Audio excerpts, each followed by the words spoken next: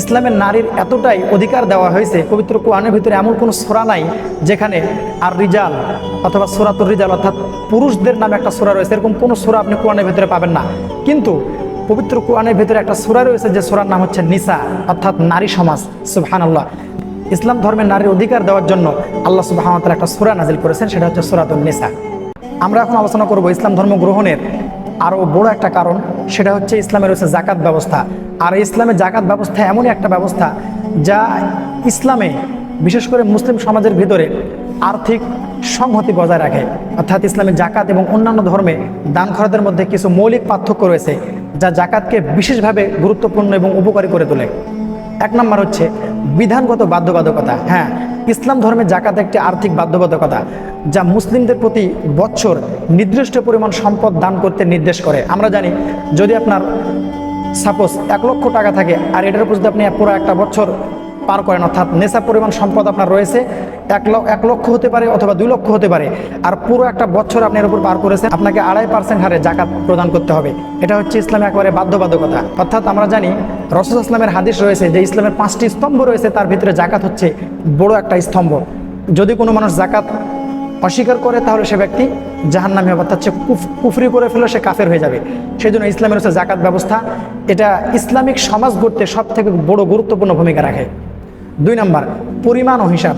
জাকাতের জন্য নির্দিষ্ট পরিমাণ রয়েছে, এটি মোট সম্পত্তির 2.5%। আমি এটা পূর্বেই বলেছি, এর নির্দিষ্ট পরিমাণ এবং হিসাবের মাধ্যমে দান নিশ্চিত করা হয়। এমনকি অসহায়দের প্রতি সাহায্য প্রদান আরও সুনিশ্চিত হয়।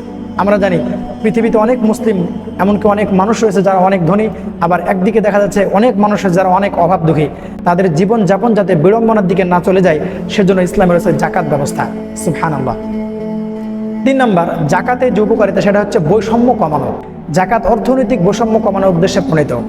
এটি সমাজের দরিদ্র ও দুর্বলদের জন্য নিয়মিত সহায়তার ব্যবস্থা করে, এমনকি সমৃদ্ধশালী ও দরিদ্রর মাঝে একটি ভারসাম্য রক্ষা করতে সহায়তা করে। আমরা জানি ইসলামের জাকাত এমন একটা ইবাদত, এই জাকাত হচ্ছে আপনি বলতে পারেন ইসলামের সেতু, অর্থাৎ দ্য ব্রিজ অফ ইসলাম। এই সেতু যদি ঠিক না থাকে তাহলে সামাজিক অর্থাৎ ইসলামী সমাজ ব্যবস্থা ধ্বংস হয়ে যাবে। 4 নম্বর মূল্যবোধ ও নৈতিক শিক্ষা। হ্যাঁ, জাকাত ইসলামিক নৈতিকতা মূল্যবোধের একটা অংশ। এটি সম্পদ নিয়ে মানুষের দায়িত্ববোধ এবং আল্লাহর প্রতি কৃতজ্ঞতা প্রকাশের বড় একটা উপায়। এর মাধ্যমে মুসলমানদের অর্থনৈতিক ও নৈতিক শিক্ষা প্রদান করা হয়। 5 নম্বর সামাজিক সংহতি।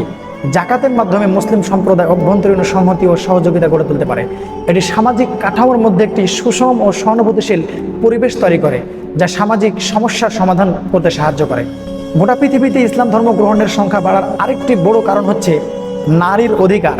আমরা জানি গোটা পৃথিবী নারীদেরকে নিয়ে অনেক কথা বলে, নারীদের অধিকার নিয়ে অনেক কথাবার্তা বলে, কিন্তু ইসলামে যেটা বলা হয়েছে নারীদের জন্য সেটা গোটা পৃথিবীর কেউ দিতে পারেনি, এমনকি পশ্চিমা সমাজও দিতে পারেনি। কারণ ইসলামের নারীর এতটাই অধিকার দেওয়া হয়েছে, পবিত্র কোরআনের ভিতরে এমন কোনো সূরা নাই যেখানে আর রিজাল অথবা সূরাতুর রিজাল অর্থাৎ পুরুষদের নামে একটা সূরা রয়েছে, এরকম কোনো সূরা আপনি কোরআনের ভিতরে পাবেন না। কিন্তু পবিত্র কোরআনের ভিতরে একটা সূরা রয়েছে যে সূরার নাম হচ্ছে নিসা অর্থাৎ নারী সমাজ। সুবহানাল্লাহ। ইসলাম ধর্মের নারীর অধিকার দেওয়ার জন্য আল্লাহ সুবহানাহু ওয়া তাআলা একটা সূরা নাজিল করেছেন, সেটা হচ্ছে সূরাতুন নিসা। আমরা এখন জানবো যে ইসলাম ধর্মে নারীদের কি কি অধিকার দেওয়া হয়েছে যা অন্যান্য ধর্মে এইভাবে দেওয়া হয়নি। 1 নম্বর নারীদেরকে দেওয়া হয়েছে সম্পত্তির অধিকার। ইসলাম ধর্মে নারীদের সম্পত্তির অধিকার নিশ্চিত করা হয়, অর্থাৎ একটা পার্সন রয়েছে, অর্থাৎ একটা ভাগ রয়েছে তাদের জন্য, অর্থাৎ পুরুষ পাবে 2 ভাগ সম্পদের, নারী পাবে 1 ভাগ। সুবহানাল্লাহ। অর্থাৎ এটা হচ্ছে নির্ধারিত একটা সম্পদ তাদের জন্য, তারা এটা পাবেই। বিয়ের পরও নারীরা তাদের নিজের সম্পত্তির মালিক হন। সুবহানাল্লাহ। এটা বিশাল একটা ইসলামিক সুব্যবস্থা নারীদের জন্য, এবং এটি তাদেরকে পূর্ণ অধিকার স্বাধীনতা দেয়। এই অধিকারের মাধ্যমে নারীরা নিজের আর্থিক অবস্থার উন্নতি করে, এমনকি তাদের ব্যক্তিত্ব পরিচয় ফুটিয়ে তুলতে পারে। কারণ একজন নারীর যখন তার পিতৃসূত্রে যখন তার সম্পদ পাবে, তখন তার স্বামীও তাকে মৌলিক একটা অধিকার দেওয়ার চেষ্টা করবে, এমনকি তার ছেলে সন্তানও তাকে সম্মানের সাথে দেখবে। 2 নম্বর ইসলামে রয়েছে বিয়ে ও তালাকের অধিকার। আমরা জানি ইসলাম যেরকমভাবে বিয়ে করার অধিকার দিয়েছে, ঠিক একরকমভাবে তালাকের অধিকার দিয়েছে। যদি কোনো দম্পতি একই সাথে অনেক দিন ধরে থাকার পর দেখা যাচ্ছে নারীর প্রতি টর্চার অর্থাৎ অত্যাচার বেড়ে যাচ্ছে, সে নারী ইচ্ছা করলে ইসলামিকভাবে সে তালাক নিতে পারে, অর্থাৎ সে তার সাথে সম্পর্ক চিরতরে কাট অফ করতে পারে।